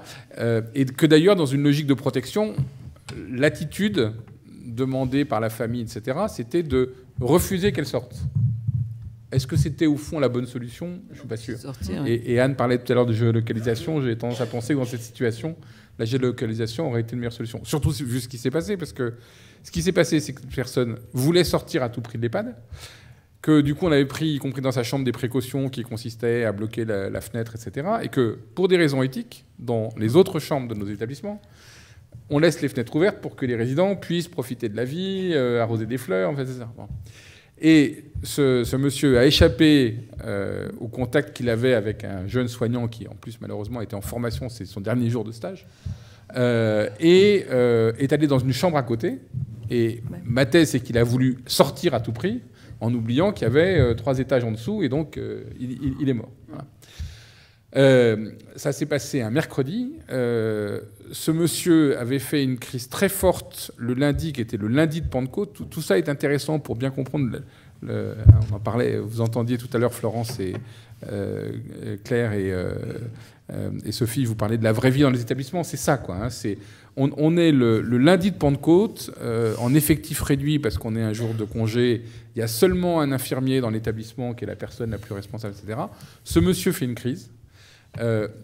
Veut absolument sortir, on l'en empêche, il se met à être violent avec les collaborateurs, il se met à être violent avec les autres résidents, on appelle les pompiers viennent, constatent la situation, trouvent que la bonne solution, ce serait de l'hospitaliser en urgence. Sur ces entrefaites, la famille arrive, s'oppose à son hospitalisation en urgence. Et donc finalement, on n'hospitalise pas ce monsieur le lundi. Et le mercredi, il se défenestre. Ben, vous voyez, on est au cœur de toutes les situations qu'on a eu à traiter. Voilà, c'est désespérant. On se dit qu'on aurait peut-être dû aller à l'encontre de la vie de la famille, mais le processus n'était pas totalement clair, etc. Et là, quel que soit l'avis convergent des pompiers, des soignants de l'établissement, on n'a pas pu envoyer ce monsieur aux urgences. Est-ce qu'il aurait fallu que la police intervienne et dise « c'est comme ça et pas autrement, il va aux urgences ?» Mais vous voyez, on est au cœur de sujets qui sont effectivement des sujets de droit et d'éthique. Et alors, je citais ça parce qu'au fond, cet incident terrible est intervenu. Pourquoi ? parce que je crois que la confiance dont parlait Claude tout à l'heure n'était pas totalement instaurée, pour une raison ou pour une autre. La famille n'était pas prête à écouter les conseils qui étaient pourtant des conseils parfaitement pertinents de l'équipe soignante. Et ça nous ramène à la question du droit. C'est parce que c'est vrai que c'est quelque chose qui a émergé, entre autres, dans une discussion qu'on avait eue dans un de nos établissements pour préparer les estivales, et où François Sureau était intervenu et justement avait dit, à un moment donné, il faut arrêter toutes ces conneries sur le droit, et c'était François qui le disait, le vrai sujet, c'est la confiance. Et c'est vrai qu'au fond, on veut résoudre toutes les questions qu'on a à traiter par la question de la confiance. Parce que c'est comme ça qu'on doit traiter de façon éthique nos sujets. Mais du coup, ça renvoie à la question du droit. C'est est-ce qu'on a un droit qui est instaurateur de défiance? Et par certains côtés, je crois qu'un certain nombre de dispositions aujourd'hui ont plutôt tendu à constituer une espèce de défiance entre le professionnel d'un côté, le patient de l'autre, etc. Et je ne parle pas de l'ambiance dans laquelle on vit, de contestation du sachant et de la confiance qu'on peut avoir dans le sachant. Mais du coup, je crois, et il faudra y travailler à l'avenir, se mettre dans une logique où il faut que notre droit soit systématiquement un constructeur de confiance. Alors on va terminer avec vous, Roger-Paul. Quelques mots sur cette dernière partie et puis une conclusion générale sur et la philosophie dans tout ça. Je vais peut-être passer directement à ça, parce que je voudrais quand même essayer, même succinctement, de répondre à la question, imaginons, au temps où j'étais prof, je vois très bien à la fin de la salle, alors monsieur, éthique et droit, ça s'oppose ou ça s'oppose pas? Ben voilà, c'est la question. C'est la question, on va essayer juste d'en donner quelques aperçus, parce que, bien évidemment, et Anne Caron-Déglise l'a rappelé, dans le fond du fond, si j'ose dire, en raison même de la chaîne qui rattache l'ensemble des codes et des lois aux principes fondamentaux, il n'y a pas de contradiction majeure entre l'éthique et le droit. Une loi qui contreviendrait aux droits de l'homme n'en serait tout simplement pas une. Alors, bien sûr, objection classique, et elle est ancienne, Antigone. Vous connaissez tous la pièce de Sophocle. Créon décide que les adversaires morts, les cadavres des ennemis, ne vont pas être enterrés. C'est évidemment un geste de guerrier, de provocateur, mais il le prend en tant que chef. Et ça devient, d'une certaine manière, le décret qu'il va falloir appliquer. Et Antigone s'oppose à cette loi écrite avec l'idée qu'il est inhumain, inacceptable de laisser des cadavres non enterrés, et que c'est contraire au nom de l'éthique à cette loi que vient de promulguer Créon. Et depuis lors, ce combat n'a cessé évidemment d'être repris, il est devenu exemplaire, c'est quasiment une matrice de temps de réflexion, et je crains que parfois, face à des lois mal ficelées ou mal comprises, on ait des Antigones tous les quarts d'heure à tous les coins de rue. À cela, je crois qu'il faut rappeler, je pense que les juristes le connaissent beaucoup mieux que moi, mais comme ça n'a pas été mentionné ici, ce qui s'appelle dans leurs exemples la théorie des baïonnettes intelligentes. Ah oui. Et cela veut dire quoi? Alors la baïonnette, c'est le soldat. Et qu'un soldat est considéré comme n'ayant pas à obéir lorsque l'ordre, fût-il donné par son supérieur hiérarchique, dans une chaîne de commandement absolument réelle, rigide et inflexible, lorsque cet ordre contrevient aux droits de l'homme. Si on lui dit de torturer, il est légitimement, peut refuser de le faire. Lorsqu'on lui dit de tuer des civils, pareil. Et ça a été utilisé notamment au procès de Nuremberg en 1945. Vous voyez, c'est l'idée, d'une certaine manière, qu'il y a bien, alors Didier Sicard parlait tout à l'heure d'une éthique de la désobéissance, qu'il y a bien une désobéissance éthique à des lois injustes ou contraignantes est contraire, mais l'argument des juristes, et je le trouve intéressant, c'est pour ça que je voulais modestement et succinctement le rappeler, c'est que ces lois n'en sont pas, et finalement, y obéir est parfaitement légal. Désobéir, plutôt, est parfaitement légal, et c'est qu'il n'y a pas de condamnation possible de celui qui aura contrevenu à un ordre lui-même, fût-il légal, entre guillemets, dans la juridiction qui lui est donnée, serait illégal au regard des principes fondamentaux des droits de l'homme. Donc le refus n'est pas condamnable pénalement, et l'injonction est considérée comme n'étant pas légale, même si elle était judiciairement bien établie. Et donc, je crois que c'est à ce titre-là, c'est avec principalement cet argument que dans nos codes, il n'y a pas de contradiction dans les principes. Est-ce que ça veut dire qu'il n'y a pas de conflit, qu'il n'y a pas de tension, qu'il n'y a pas de friction? Évidemment non, parce qu'il y a toujours des lacunes, y compris dans les codes les mieux élaborés, qui vont se révéler contraires à l'éthique ou qui vont révéler entre deux mesures des difficultés de conciliation, voire des contradictions, parce qu'il y aura toujours et nécessairement des difficultés d'application. Et donc il y aura une multitude, et on en a vu des exemples multiples aujourd'hui, de tensions locales qui sont globalement de deux ordres. C'est des tensions d'application, par mécompréhension ou par sous-information, mais je crois que le plus général, c'est finalement des tensions entre l'universel et le singulier. Nous avons une habitude mauvaise, me semble-t-il, de concevoir philosophiquement et même quotidiennement l'universel par soustraction. Ce qui devient universel, c'est ce à quoi on va couper toutes les particularités, toutes les singularités, toutes les petites anecdotes qui vont le singulariser.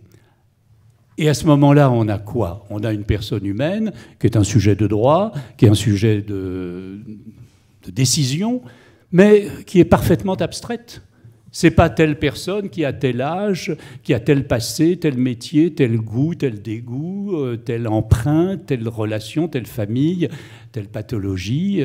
C'est une personne, si j'ose dire, en général. Et la difficulté, c'est bien évidemment de respecter la personne dans ce qu'elle a de respectable en tant qu'elle est abstraite, mais en la traitant dans ce qu'elle a dans sa réalité unique, multiple, et l'accumulation, d'une certaine manière, de ces particularités. Alors, la tension, elle est là, parce que la loi, elle est évidemment unique, c'est la même pour tous, elle ne prévoit pas les cas particuliers, qui sont, eux, par définition, infinis, et s'il y a un travail de l'éthique, c'est essentiellement un travail d'ajustement, c'est un travail de sur-mesure au quotidien. Il n'est pas question de transgresser la loi, sauf si elle est absolument inique, mais heureusement, ça se fait rare, mais ça arrive encore. Mais il s'agit plutôt de l'appliquer dans des circonstances toujours singulières à une personne entière réelle dont il n'y a pas deux exemplaires. Et ce sur-mesure continu, permanent, évolutif, eh bien, il faut l'inventer, heure par heure, à plusieurs, avec des médecins, avec des experts, avec de la réflexion. Claude Jandel parlait tout à l'heure du rapport entre médecine et philosophie. Il y a un traité de Galien que je lui dédie volontiers, qui s'intitule « Que l'excellent médecin est aussi philosophe ». Et ce que Galien montre dans ce traité en grec, c'était le médecin de l'empereur Marc Aurèle, et une grande figure de l'histoire de la médecine, et un des grands penseurs de l'acte médical, c'est qu'il ne s'agit pas seulement, en étant médecin, d'avoir toute une série de connaissances objectives, bien évidemment, et d'expériences, mais il faut aussi savoir les combiner entre elles et les combiner avec la patte humaine, qui est une relation qui ne soit pas simplement abstraite. Et du coup, voilà, il me semble que le travail de l'éthique, qui est un travail permanent, collectif et continu, eh bien, c'est d'essayer de réduire cet écart entre l'abstraction et la généralité des principes, et puis la réalité, la singularité des personnes entières. C'est plus facile à dire qu'à faire, mais pour le faire, il faut le faire tout le temps. On essaye de le faire aujourd'hui et vous allez continuer. Moi, j'arrête. Un immense merci, c'était vraiment passionnant. Je garde Dominique avec moi. Je vous remercie les autres intervenants. On a une petite conclusion. Oui, vous avez raison. Je suis d'accord.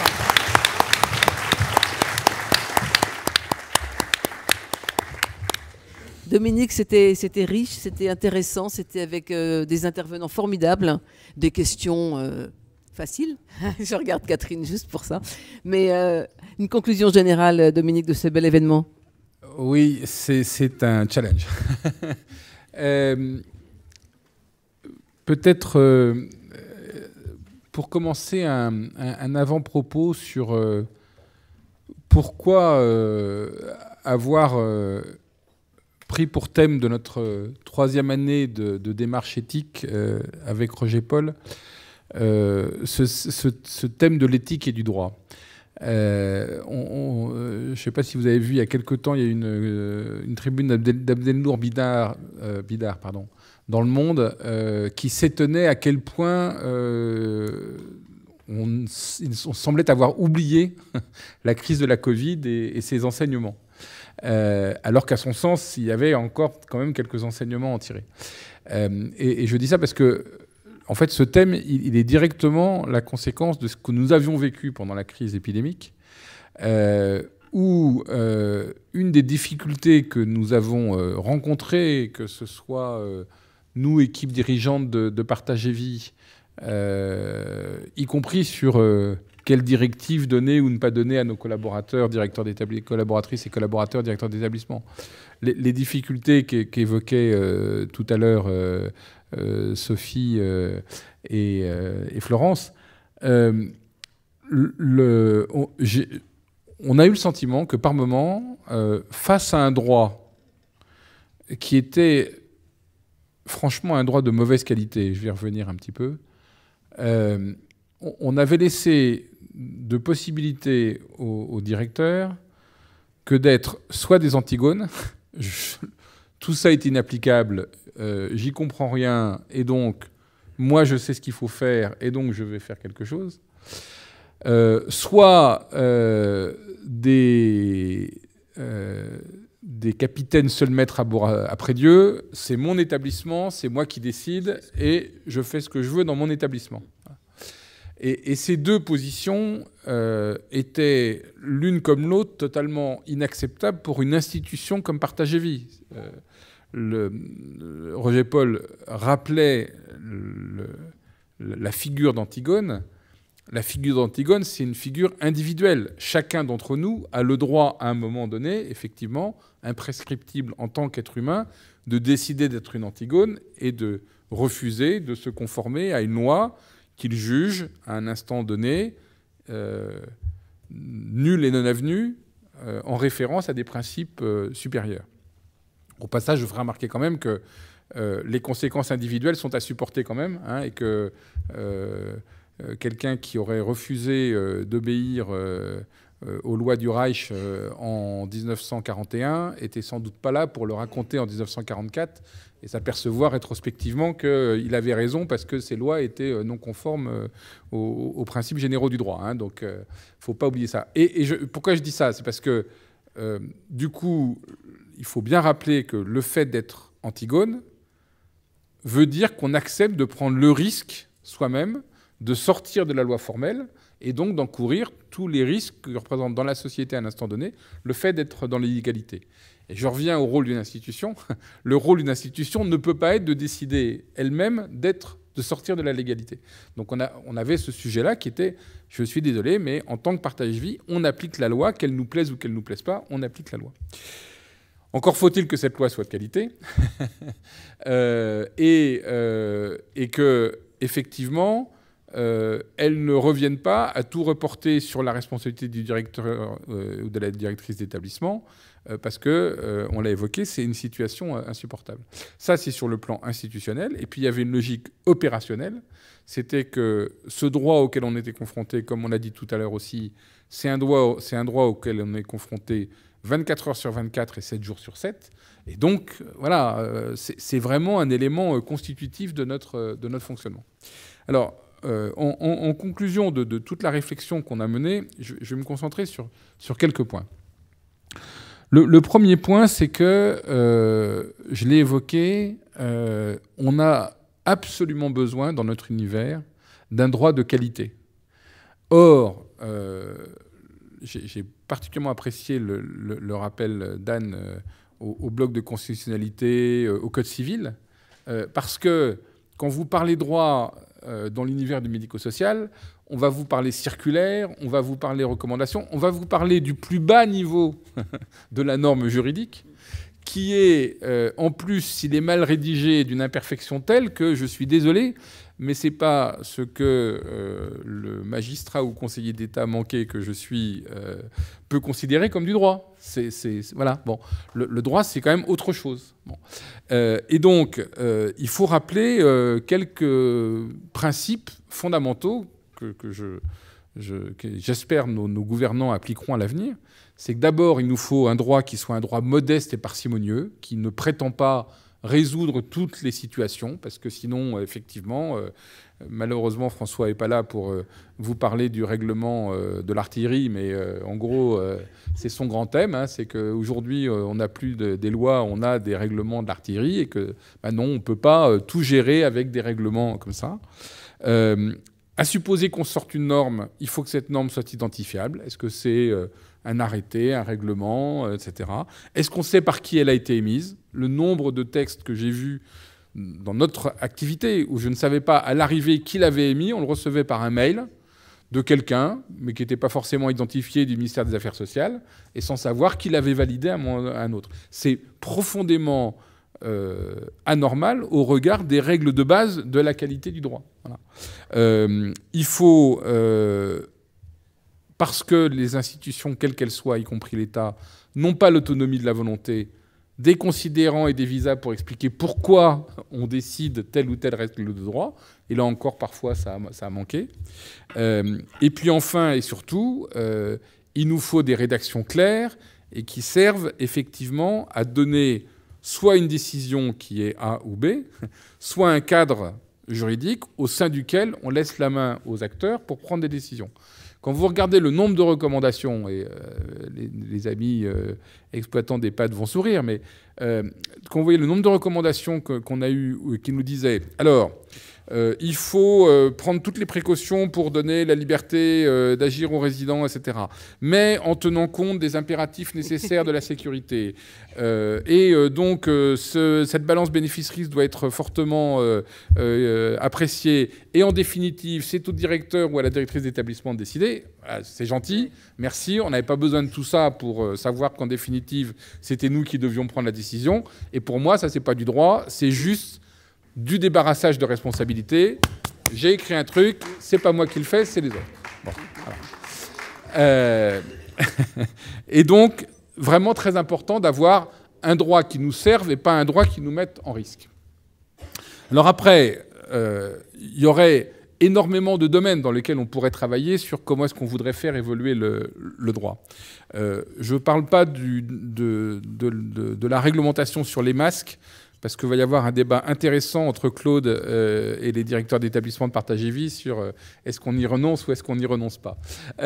Mais je vais me limiter à deux sujets précis à partir d'une question qui nous a occupés pendant toute l'après-midi, là, qui est qu'au cœur de notre sujet, on a la question du consentement. On a la question du consentement et on a la question du consentement, alors que justement, cette question du consentement, elle est fondamentale dans notre univers, puisque, comme je le disais tout à l'heure, la principale affection dont souffrent les résidents que nous accueillons, c'est justement une dégradation des conditions du consentement. soit de la capacité à comprendre, soit de la capacité à décider, soit des deux, comme l'évoquait Claude tout à l'heure. Et voilà, sans qu'on se soit donné le mot avec Anne, en préparant ce topo, je suis allé re-regarder le Code civil pour me dire c'est quand même de là que ça part.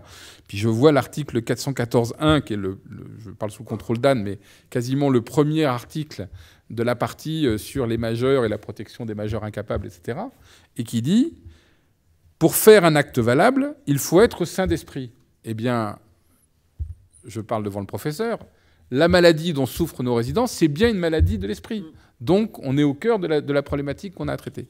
Et donc, ça veut dire que notre travail à nous, c'est en droit et en respect du droit, d'apporter une compensation au handicap dont souffrent nos résidents en matière de consentement pour les aider le plus possible et en tenant le plus compte possible de ce qui leur reste de capacité à s'exprimer, d'avoir les outils qui nous permettent de les accompagner pour rester adultes le plus longtemps possible sur ce qui fait le cœur d'un être adulte, qui est la capacité à consentir. Pardon, c'est un peu théorique, mais je crois que ça montre le cœur du sujet qu'on a à traiter. Alors, pourquoi est-ce que j'évoque ça? C'est parce que, après, par rapport au consentement, il y a deux moments qui sont... Enfin, il y a un moment et une situation qui sont typiques. Il y a la question qu'on a évoquée à propos de l'entrée en établissement. Voilà. L'entrée en établissement, alors on a bien vu, non, contrairement à ce que pensaient 20% des gens, parce que ça, leur contrat de séjour est nul, c'est pas quelqu'un d'autre que le résident qui peut signer, sauf dans les cas très particuliers où on a un tuteur ou un curateur qui a une habilitation à la personne, je parle sous le contrôle de Karine et de Anne, ou que dans le cadre d'un mandat de protection future, vous avez d'ores et déjà désigné quelqu'un qui pourra décider à votre place. En dehors de ça, c'est pas possible. Et évidemment, ça n'a rien à voir avec la réalité. La réalité, c'est qu'on voit énormément de situations où on va forcer un peu, allez mamie, il faut te résigner, c'est comme ça, finis par signer, etc. Et nous avons des directeurs et des directrices qui refusent d'accepter des résidents du moment qu'ils ont un doute sur sa volonté de rentrer en établissement. Mais ça ne marche pas tout, c'est pas toujours aussi facile de résister. Et je considère que typiquement là-dessus, et on en parlait avec Anne en préparant cette séance, eh bien aujourd'hui, en tant que directeur d'établissement, on n'a pas le droit de dire non, le consentement n'est pas libre, je refuse cette signature qui a été extortée, qui a été obtenue dans des conditions qui ne sont pas satisfaisantes. On ne va pas mettre de qualificatif. Et donc la seule solution aujourd'hui, c'est d'avoir recours au juge. Mais c'est extrêmement lourd, c'est compliqué. Ça donne le sentiment, en plus, qui dit juge dit contentieux, donc ça donne le sentiment tout de suite qu'on va engager la relation sur une logique contentieuse, etc. Et j'en viens à dire, nous devons avoir, non pas une règle de droit, parce que jamais une règle de droit ne va pouvoir dire c'est A ou c'est B, etc. La règle de droit qu'on va pouvoir avoir, c'est de dire, en cas de doute, il y a une procédure, il y a un processus qui permet de s'assurer que le droit est le mieux respecté possible. Je l'ai cité à propos de l'entrée en établissement. C'est évidemment une question à laquelle on a été confronté au moment de la vaccination, où évidemment, on a eu plein de situations où alors, pour nous, la question ne se posait pas. Il était raisonnable que nos résidents se fassent vacciner. Voilà.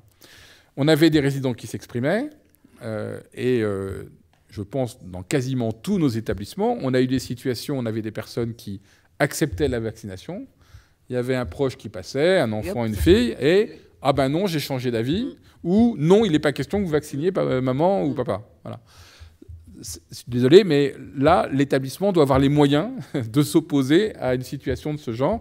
Et donc, il nous faut un processus, une procédure qui permet d'aboutir. Voilà. Et c'était quelque chose à quoi j'avais réfléchi au moment de la vaccination, parce qu'il était évident qu'on allait être soumis à cette difficulté.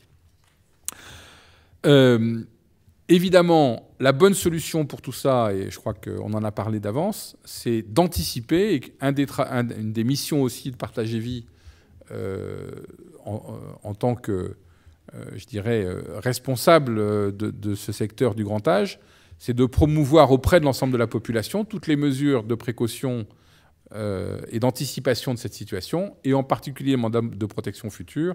Et donc, évidemment, il faut que, progressivement, nous fassions la promotion de ce mandat de protection future, qui est quand même un outil extrêmement puissant pour résoudre ces difficultés.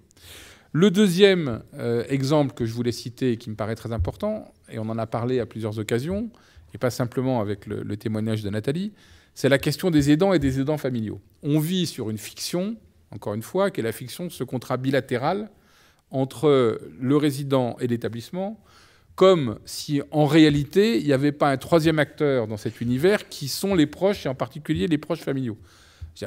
Nos directeurs le savent bien, on passe notre temps à gérer des relations avec les résidents et avec les familles, et c'est normal. Or, aujourd'hui, on est face à un vide juridique. Le seul moment dans le Code civil en particulier où on parle des aidants, c'est pour instaurer l'obligation alimentaire, qui, pardon, je vais caricaturer, mais donne devoir aux descendants de payer, mais sans avoir aucun droit en contrepartie. Et je dis ça volontairement parce que, là encore, tous nos directrices et directeurs ont été confrontés à des familles qui disent « Attendez, je paye, alors c'est moi qui décide pour papa ou maman. » Voilà. Donc on a vraiment ce sujet-là à traiter. Il faut qu'on évite deux écueils. Il faut qu'on évite un écueil qui est, au fond, on reste dans ce cadre-là et les aidants ne sont rien, que ça leur plaise ou non. Mais évidemment, ça va à l'encontre d'une réalité psycho-affective. Hein, c'est pas la peine de faire un dessin. Et il faut aussi éviter qu'ils soient tout. Et ils peuvent revendiquer d'être tout et de dire c'est nous qui devons décider. Alors on a entendu des extrémistes du sujet dire collectivement c'est nous qui devons décider comment l'EHPAD est géré et individuellement c'est nous qui devons décider comment est-ce qu'on s'occupe de papa ou de maman. Je suis désolé mais non, c'est pas le cas.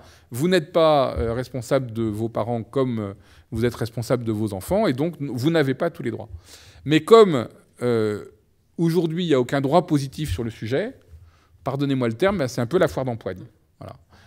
Et je pense qu'on ne peut pas rester dans cette situation parce que l'expérience, et malheureusement l'exemple que je vous ai donné tout à l'heure montrait bien ce sujet-là, on est dans une situation qui est totalement insupportable. Et donc, je crois profondément qu'il faut que nous travaillions à un statut juridique des aidants parce que ça facilitera la façon de traiter le sujet. Alors quand je dis un statut juridique, pas forcément faire des droits et des devoirs, c'est peut-être là encore retrouver ce droit procédural qui va organiser la façon dont s'organise l'interaction entre les aidants, en particulier familiaux, les résidents et l'établissement. Quand j'ai dit tout ça, et pour finir, je voudrais insister sur un point, c'est que vous m'avez beaucoup entendu parler de processus et de procédure. Je crois que ce n'est pas par hasard qu'il y a un code de procédure civile et un code de procédure pénale. C'est parce que c'est comme ça qu'on applique bien le droit pénal et le droit civil, sous le contrôle en particulier de Nathalie. De la même façon, la solution en droit pour concilier droit éthique, tout ce qu'on s'est dit, c'est justement d'avoir un droit qui organise l'instauration d'une relation de confiance, l'instauration d'un dialogue qui est la clé à l'arrivée de la meilleure décision possible. Donc, il faut que ce soit organisé en droit, et je pense qu'il y a des choses à mettre dans le droit positif à ce propos. Et puis après, il faut être capable de faire que ce droit soit effectif. Et pour qu'il soit effectif, qui dit concertation, qui dit discussion, etc., dit du temps. Et pardon, je vais en venir là, mais le temps, c'est de l'argent parce que c'est des moyens. Et donc, aujourd'hui, avec les moyens dont on dispose en EHPAD, on n'est pas en situation de conduire les processus qu'il faut qu'on conduise. Ce qui nous ramène à la loi grand âge dont je parlais tout à l'heure. Voilà. Donc vous voyez que ça me fait beaucoup de choses à dire au gouvernement qui va être nommé à partir de la semaine prochaine. Et j'espère qu'on le fera pas simplement au titre de partager vie, mais de l'ensemble de la profession. Et puis, bien, j'ai 4 minutes de trop, donc il va être temps de revenir à notre quotidien. Et le quotidien, parce que pendant qu'on se parlait, nos résidents ont dîné et sont allés se coucher. Oui, maintenant à 20h, ils ne vont pas tarder à aller se coucher, en tout cas pour un certain nombre d'entre eux. On revient à notre quotidien, et je disais ça parce que je souhaitais finir mon propos et conclure cette réunion aussi en disant que on a mené cette réflexion sur droit éthique dans le cadre de la démarche éthique que l'on conduit à Partager Vie, et que je veux vraiment rendre hommage à toutes nos collaboratrices, tous nos collaborateurs, qui au sein de nos établissements au jour le jour sont certainement les meilleurs gardiens de l'éthique que nous souhaitons instaurer à Partager Vie. Donc je vous remercie de votre attention. On les applaudit. Merci beaucoup.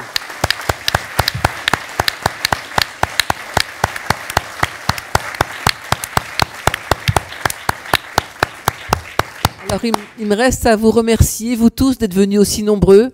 Remercier une fois encore nos intervenants vraiment de qualité, ça. On peut les réapplaudir, je pense.